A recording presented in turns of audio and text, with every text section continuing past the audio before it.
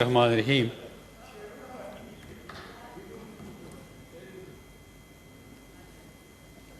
جناب چیئرمین، میں آپ کا شکر گزار ہوں کہ مجھے ایک جنازے میں جانا پڑ گیا جو نواز کھوکھر صاحب کے چچا کا انتقال ہو گیا تھا۔ 3 بجے ہی جنازہ تھا، 3 بجے ہی سیشن شروع ہوا۔ میں نے میسیج بھیجا تھا کہ یہ میں جنازہ پڑھ کے پھر میں حاضر ہو جاؤں گا۔ میں سمجھتا ہوں کہ اس میں کوئی شک نہیں کہ ہمارے ہاں پاکستان میں مختلف امور کے اوپر سیاسی جماعتوں میں، سیاستدانوں کے اندر اور مختلف اداروں میں اگر کسی بات پر مکمل یکجہتی ہے تو وہ مسئلہ کشمیر ہے، اور یہ بڑی خوشگوار بات ہے کہ اس میں کوئی دو رائے نہیں ہے، اور یہی وجہ اور یہی میسیج ہم across the line of control بھی ہمیشہ دیتے رہے ہیں کہ اس مسئلے کے اوپر انہیں یقین ہونا چاہیے کہ پاکستان کی پوری قوم بلا استثناء کشمیر کے مسئلے پر یک زبان ہے اور ایک ہی مقصد کے ساتھ وہ آگے بڑھتے رہے ہیں اور آئندہ بھی انشاءاللہ تعالیٰ بڑھتے رہیں گے۔ اس میں کوئی شک نہیں کہ جو UN کا چارٹر ہے، ولید اقبال صاحب پلیز اپنے سیٹ پر پلیز، جو UN کا چارٹر ہے، ملک رحمان صاحب، ملک عبد الرحمان صاحب،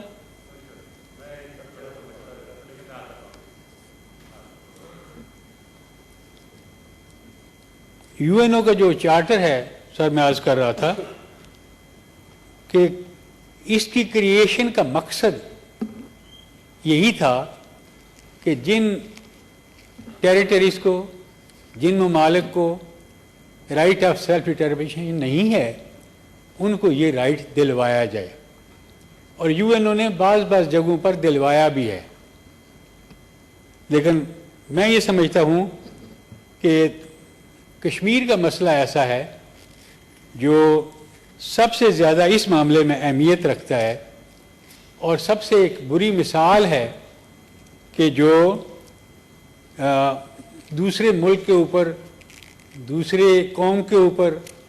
دوسری ٹیریٹری کے اوپر انڈیا نے ایک ناجائز قبضہ کرنے کی کوشش کی۔ وہ یہ کہتا رہا کچھ عرصے سے،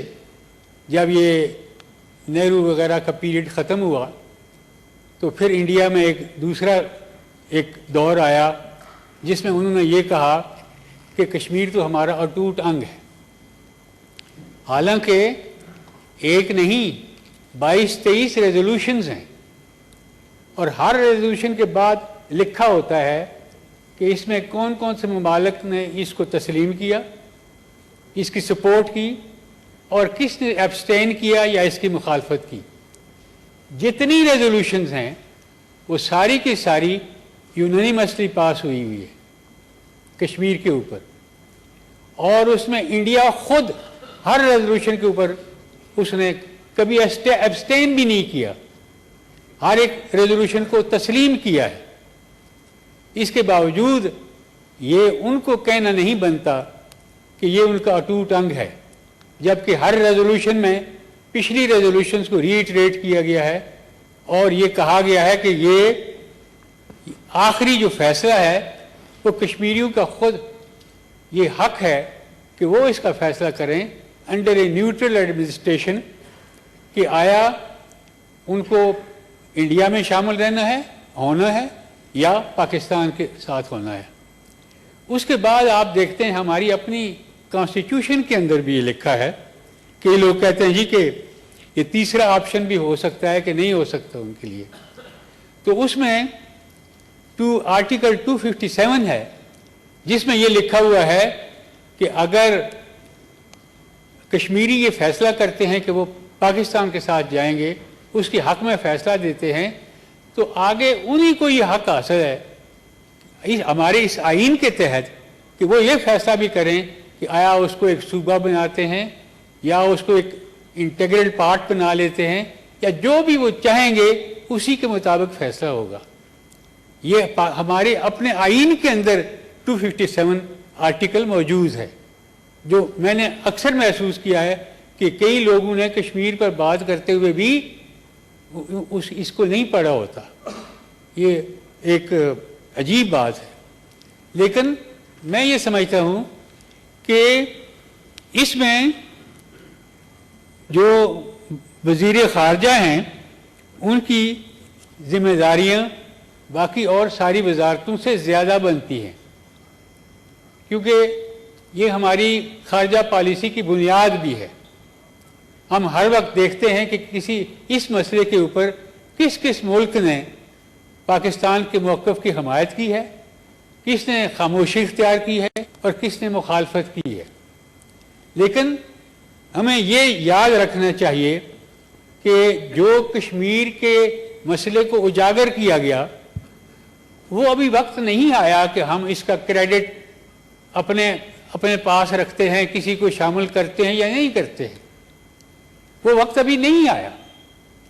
اور یہ بڑا پری میچور ایک طریقہ کار ہوگا کہ میں کہوں کہ ہم نے جو یہ کر دیا تھا اور یہ کوئی معمولی بات نہیں تھی اور فلاں نے ایسا نہیں کیا. یہ بات بھی ایک نیگیٹو طریقہ ہوگا اس مسئلہ کشمیر پر بات کرنے کا. اس لیے میں گزارش کروں گا وزیر خارجہ صاحب سے کہ جو اس مسئلے کے اوپر آپ کی ذمہ داری ہے وہ باقی ساری کابینہ کی بھی ذمہ داری ہے، پرائم منسٹر صاحب کی بھی ذمہ داری ہے، صدر مملکت کی بھی ذمہ داری ہے اور اپوزیشن کی بھی ذمہ داری ہے. لیکن اگر ہم بات کرتے ہوئے اپنے اس لیول سے اتر کر، اس پیڈسٹل سے اتر کر نیچے آ کر ہم اپنی جو مقامی سیاست ہے اس میں اس کو استعمال کرنا شروع کریں گے تو ہماری بات میں نہ وہ وزن رہے گا، نہ اس کی کوئی ایکسیپٹیبلٹی اتنی رہے گی جو ہونی چاہیے ملک کے اندر یا ملک کے باہر. جس بات کو ہم خود یہ کہتے ہیں کہ ایسا نہیں ہونا چاہیے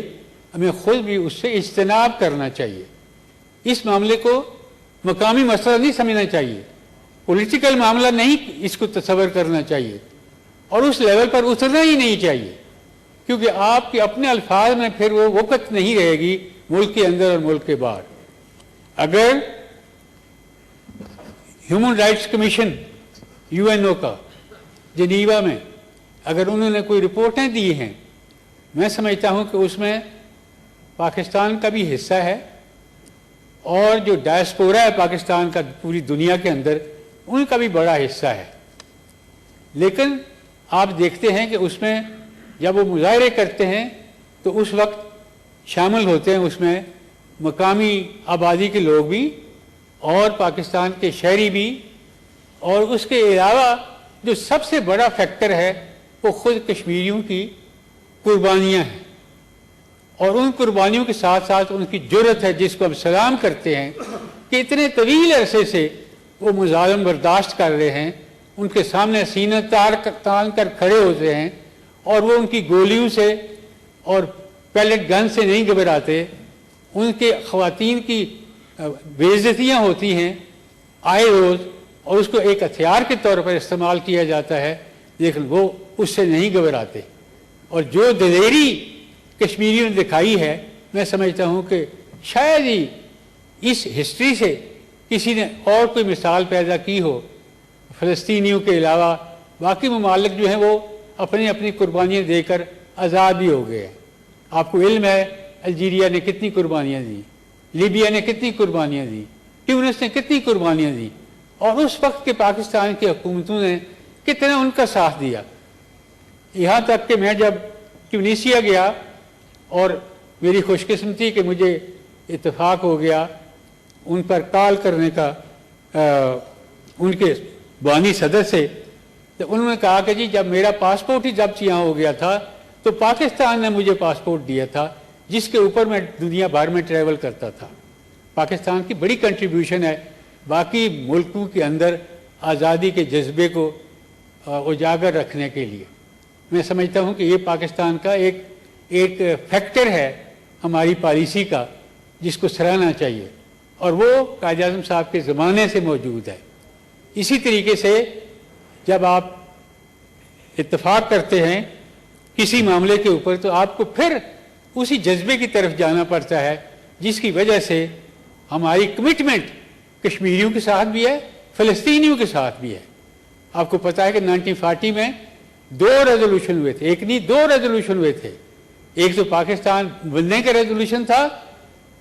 لاہور ریزولوشن، جس کو بعد میں پاکستان ریزولوشن کہا گیا، اور دوسرا ریزولوشن تھا فلسطینی لوگوں کے حقوق کا ریزولوشن،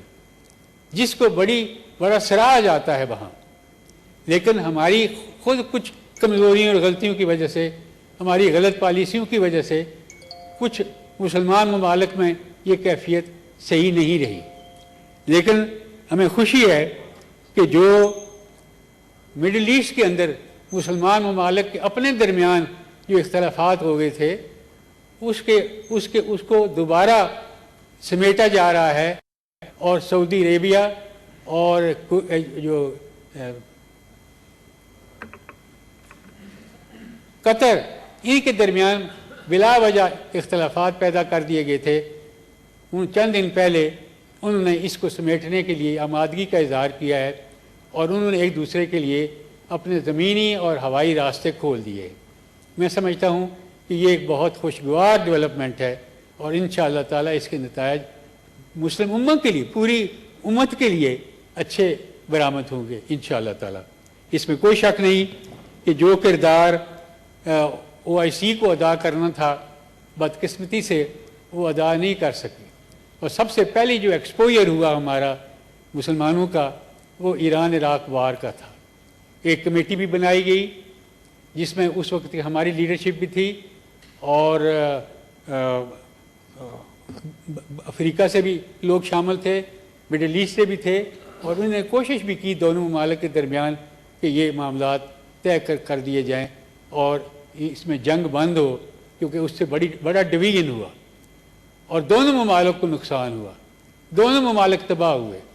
ان کا وزن اپنا کم ہوا۔ میں یہ سمجھتا ہوں کہ اس بارے میں بھی توجہ دینی چاہیے۔ لیکن مجھے بڑی خوشگوار حیرت ہوئی، اور میں نے اس کا شکریہ بھی ادا کیا کہ جب یہ 5 اگست کا معاملہ ہوا اور انڈیا نے ایک ناجائز قدم اٹھایا جو UNO کے چارٹر کے خلاف ہے، UNO کی ریزولوشنز کے خلاف ہے، اور عالمی جو قوانین ہیں اس کے خلاف ہے، کہ انہوں نے 5 اگست کو اس کو اپنا حصہ قرار دیا اب، اور اس میں مزید فوج بھیجی، اور وہاں پر جو کشمیریوں کو وہاں پر اپنی زمین رکھنے اور خریدنے کا حق تھا ایکسکلوسیولی، اس کو بھی ختم کیا گیا، جس کے بارے میں یہ سمجھتا ہوں کہ پاکستان کو زیادہ مؤثر طریقے سے آواز اٹھانی چاہیے تھی۔ نقشہ آپ نے بنا دیا، اس میں کوئی حرج نہیں ہے، اچھی بات ہے، لیکن عملی طور پر اس کے لیے زیادہ زور لگانے کی، اونچی آواز سے بات کرنے کی، اور ملکوں کے دورے کرنے کی ضرورت تھی۔ میں سمجھتا ہوں کہ یہ جو سب سے زیادہ میں خوشی کی بات تھی وہ یہ تھی کہ جو اس دن اس کے خلاف مظاہرے ہوئے، میں سمجھتا ہوں کہ پاکستان میں بھی اتنا مظاہرہ بڑا نہیں ہوا جتنا بنگلہ دیش کے اندر 12,000 یوتھ نے بہت بڑا مظاہرہ کیا۔ میں سمجھتا ہوں کہ انہوں نے ہمارے دل ٹھنڈے کر دیے، اور ہمیں چاہیے کہ ہم اس بارے میں بھی یہ خیال کریں کہ اگر انڈیا نے یہ سمجھا تھا کہ وہ وہاں مداخلت کر کے اپنی فوجیں استعمال کر کے تو وہ اس کو ایسا علیحدہ کر دے گا کہ ہمارے درمیان نفرت بڑھے گی،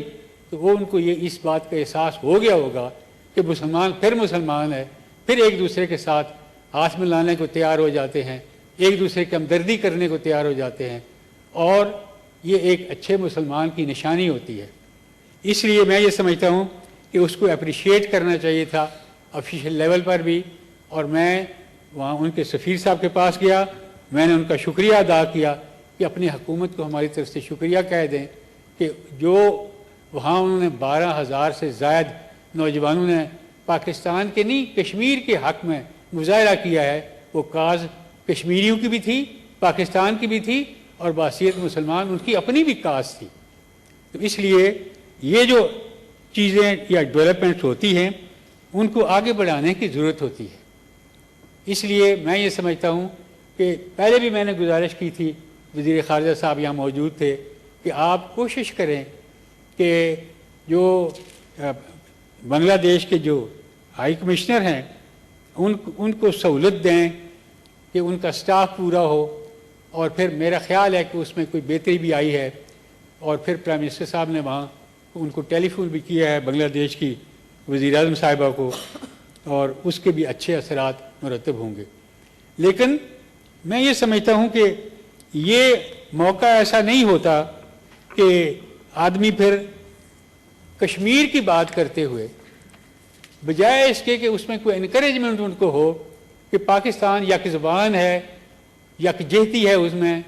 اور سارے لوگ اس پلیٹ فارم پر اکٹھے ہیں، ہم باتیں کرتے کرتے پھر نچلی سطح پر آ جائیں اور ایک دوسرے کو پھر تانا زدی کرنے شروع کر دیں، یہ ٹھیک نہیں ہے۔ میں سمجھتا ہوں کہ آج کا دن ایسا ہے کہ جو یو این او کی ریزولوشن پاس ہوئی تھی، مجھے اب تک یاد ہے کہ 5 فروری کو جب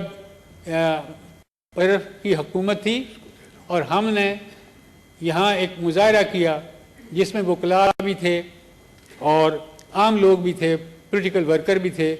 تو ہمیں پنڈی میں وہاں پر پولیس کا سامنا ہوا اور لاٹھیاں برسائی گئیں اور ہمارے خلاف پرچے کاٹے گئے 5 فروری کو کشمیریوں کو حق میں بات کرنے کے لیے۔ اس لیے ایسے دور بھی آئے جو پرویز مشرف کا دور تھا۔ تو اس لیے میں یہ سمجھتا ہوں کہ یہ ہم ان پولیس والوں کو ہم کہتے رہے کہ تم پاکستان کی پولیس ہو یا انڈیا کی پولیس ہو، کہ تمہیں کشمیریوں کے حق میں آواز بلند کرنے برداشت نہیں ہوتا۔ بہرحال وہ پھر جو یہاں اس وقت ایس ایس پی تھا وہ اس کو بعد میں ڈی آئی جی بنا دیا گیا اپنی اس کارکردگی کے اوپر۔ یہ مرحلہ بھی آتے رہتے ہیں، لیکن ہمیں اپنے مقصد کو بالکل سامنے رکھنی چاہیے، اپنی منزل کو دھندلانا نہیں چاہیے، اور ہم یہ سمجھتے ہیں کہ یہ ایک ایسا مسئلہ ہے جس میں بجائے اس کے کہ ہم اس سطح کے اوپر، ایک نیشنل سطح کے اوپر ایک اصولی بات کریں اور ایک دوسرے کی دل آزاری کی باتیں نہ کریں، تو انہی الفاظ کے ساتھ میں آپ سے اجازت چاہتا ہوں۔ آپ کا میں شکریہ ادا کرتا ہوں۔ عائشہ رضا فاروق صاحب۔